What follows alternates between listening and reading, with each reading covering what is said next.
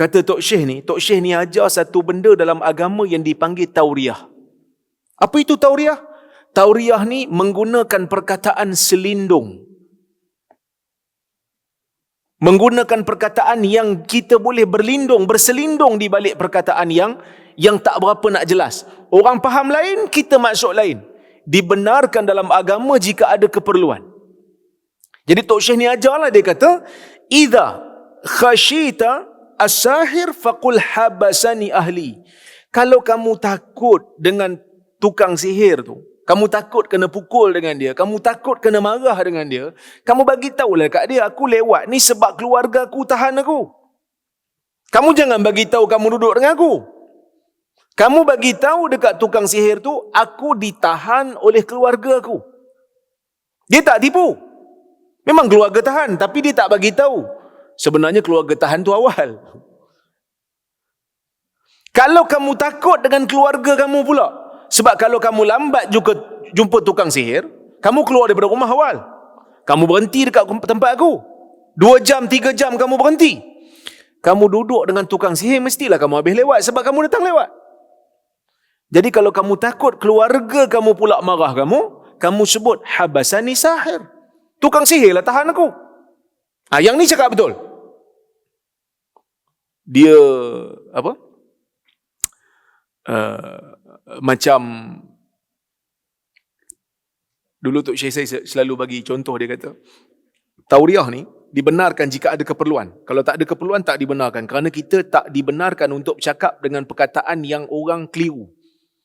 Tapi kalau ada keperluan tak apa. Contohnya macam nak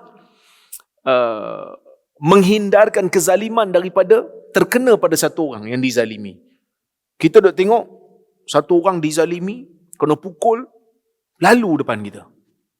Lalu depan kita ni. Kita pun tengok dia. Kita kata, pasal apa ni? Saya kena pukul bang dengan samseng ramai. Kita pun tengok dia pergi. Lepas tu geng-geng samseng ni pun lalu depan kita. Dia pun berhenti kat kita, dia orang tanya, kamu nampak tak Fulan bin Fulan ni lalu tadi? Kalau kita bagi tahu kata nampak, dia akan tanya, dia lari ke mana? Tolong bagi tahu. Kan? Jadi kita nak jawab apa? Kalau kita bagi jawab yang jujur, orang yang dizalimi tu mungkin akan kena pukul lagi, mungkin akan kena bunuh. Jadi kita pun melangkah setapak ke depan. Sepanjang aku berdiri kat sini, aku tak nampak. Betul tak? Betul. Sebab masa nampak tadi, kita berdiri kat belakang.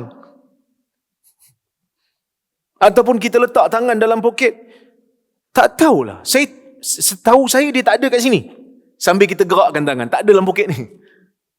Tak ada kat sini. Tapi dia faham tak ada kat sini. Ya? So, perkataan itu dibenarkan jika ada keperluan. Jika ada keperluan, maka dibenarkan. Okey.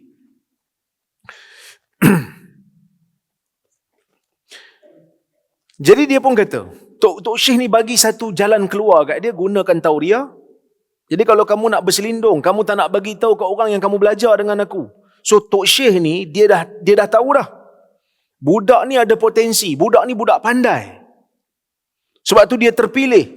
Tapi ajaran Tok Syekh yang menyembah Allah tak sama dengan ajaran tukang sihir tu.